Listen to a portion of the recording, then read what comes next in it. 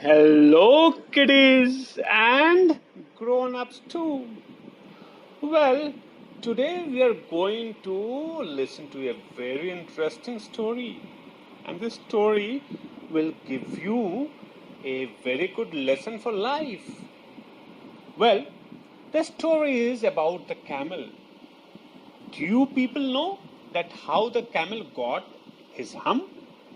Well, some of the grown ups may be knowing it, but for you little children, I'm going to narrate this story to you.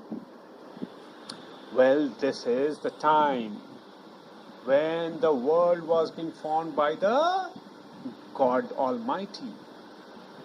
In the beginning of years, when the world was so new and all, and the animals were just beginning to work for man, there was a camel, and he lived in the middle of a howling desert because he did not want to work.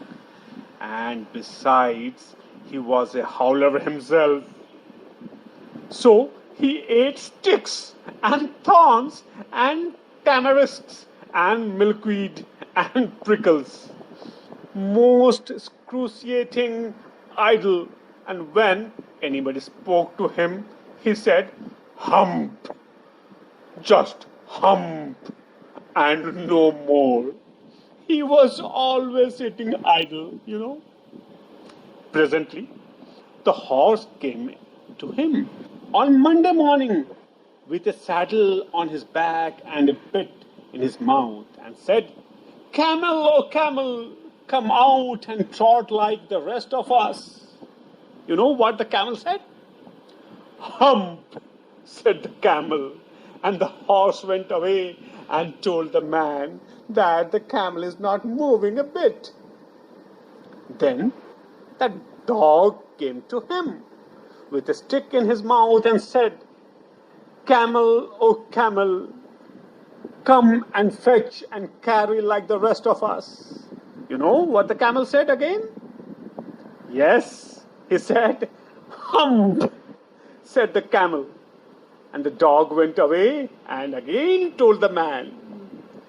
Then the man sent the ox. The ox came in with a yoke in his neck and said, "Same, camel, oh camel, come and plow like rest of us." Same was the response from the camel, the sitting idle camel. "Hum," said the camel, and the ox went away and told the man. At the end of the day, the man called the horse and the dog and the ox together and said, "303, three who all? The dog, the ox, and who? Yes, the horse." So the man said, "303, I am very sorry for you. With the world so new and all, and you don't have a helping hand from the camel. But that hump thing in the desert can't work. You know, he has already told you hump, or he would have been here by now. So I'm going to leave him alone. And the problem here is that you must work double time to make up for the time that the camel is not going to work." Understood? So the man said, "You must work double time to make up for it." That made the three, who all? The ox, the horse, and the dog, very angry with the world so new and all. And they held a palaver and an indaba and a panchayat and a powwow on the edge of the desert. And the camel came chewing on milkweed, most excruciating idle, and laughed at them. He had a great laugh. Then the camel said, "Hum," and wittingly he went away again. Presently, there came along the jinn. The jinn, the magical jinn. the jinn in charge of all deserts, rolling in a cloud of dust. Jinns always travel that way because it is magic, you know that. And he stopped to palaver and powwow with the three, that is, ox, dog, and the horse. Jinn of all deserts, said the horse, is it right for anyone to be idle with the world so new and all? Certainly not, said the jinn, the magical jinn. Well, said the horse, there is a thing in the middle of your own howling desert, and he is a howler himself, with a long neck and long legs, and he hasn't done a stroke of work since Monday morning. He won't trot. You know, na, about whom the horse is saying? Yes, it is the Hump saying Camel. Whew, said the jinn, whistling. That's my camel. The jinn already knew. So he said, that's my camel for all the gold in Arabia. What does he say about it? He says, Hump, said the dog, and he won't fetch and carry. Does he say anything else? You know what he says. Only hump and he won't plow, said the ox. Very good, said the jinn, the magical jinn.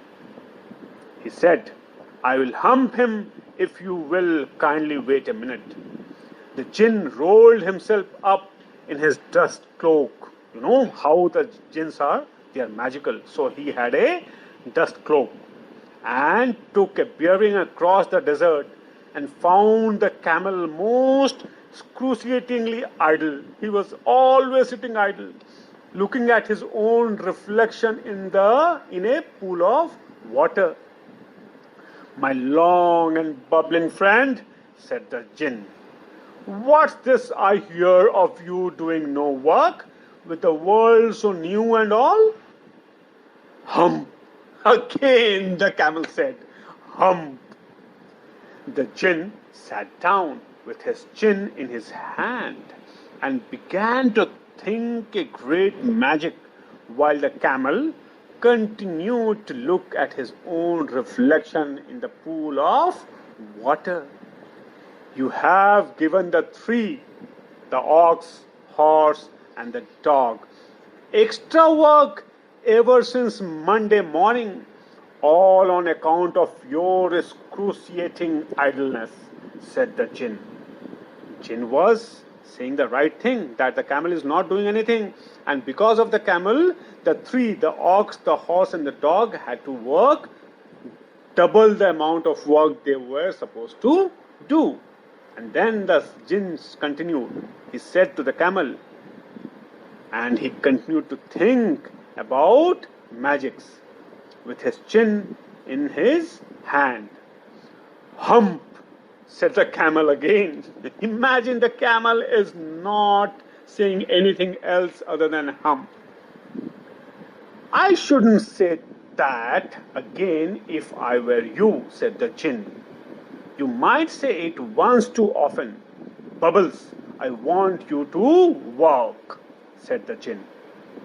And the camel said, Hump again, ignoring what the jinn said, that you should not say that word again and again. So what happened, you know? When the camel said, Hump again. But no sooner had he said it than he saw his back that he was so proud of, puffing up into a great big lolloping hump. He has now got a real hump on his back, kids. So the jinn said, do you see that? Said the jinn. That's your very own hump that you have brought upon your very own self by not working. Today is Thursday and you have done no work since Monday. when the work began. Now you are going to work. How can I, said the camel, with this hump on my back?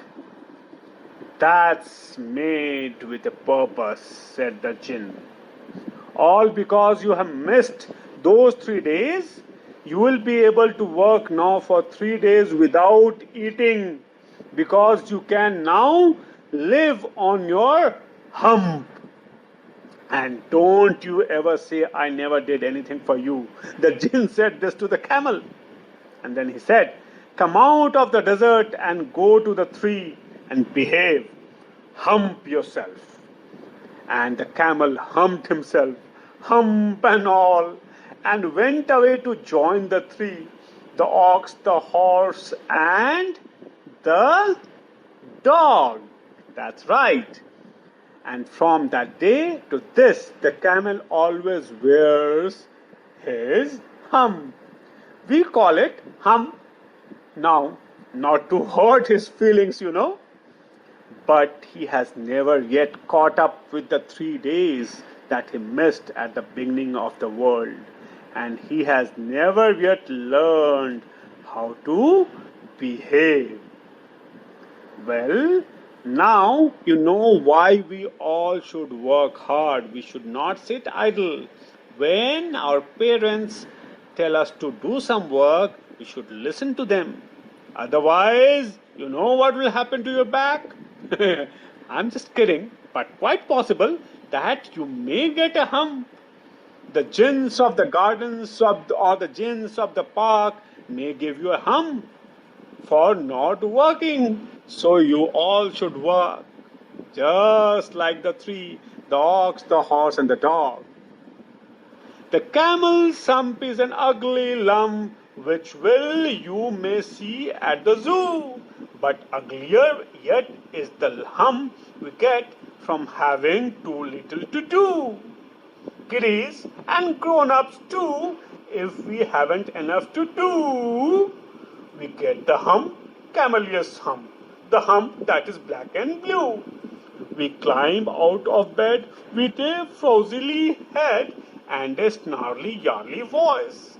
We shiver and scowl, and we grunt and we growl at our bath and our boots and our toys. And there ought to be a corner for me.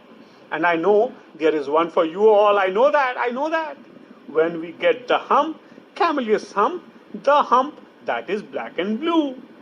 The cure for this ill is not to sit still or frowst with a book by the fire, but to take a large hoe and a shovel also and dig till you gently perspire. That means you need to work hard.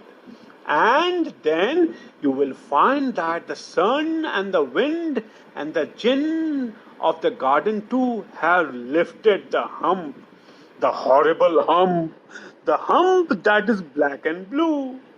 I get it as well as you all too. If I haven't enough to do, we all get hump, camellious hump, kiddies and grown-ups too. Okay, kids, see you again with the next interesting story. Bye-bye. Keep working hard. Don't sit idle like the camellious camel. Otherwise, you will get a camellious hump. Goodbye.